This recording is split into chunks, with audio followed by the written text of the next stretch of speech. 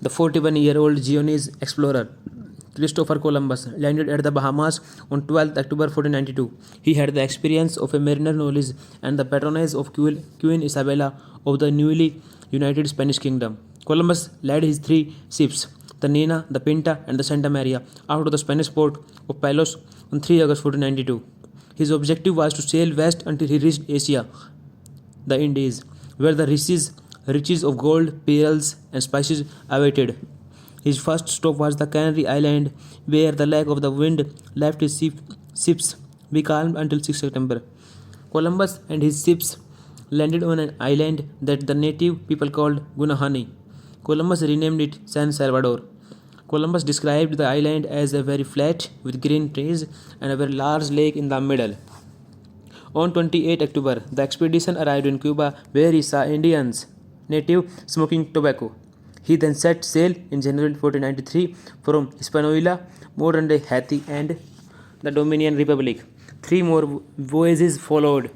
During his journey, he persuaded the officer and crew to sign a deposition that they were in a part of the Asian continent. Those who refused would be punished. On 31st July, Trinidad was discovered and named. When he landed in South America, he could accept that he had discovered a new fourth continent. Columbus benefited from calm seas and steady winds that pushed him gradually westward.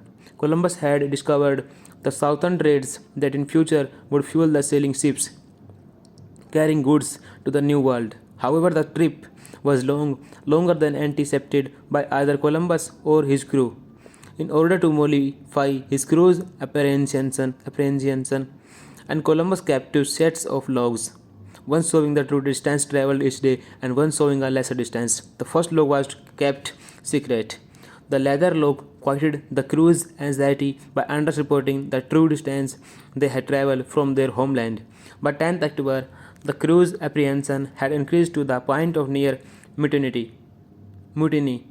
Columbus headed off disaster by promising his crew that if land was not sighted in 2 days, they would return home. The next day, land was discovered. It was Christopher Columbus' arrival in the New World that kick-started the Spanish colonization of that continent.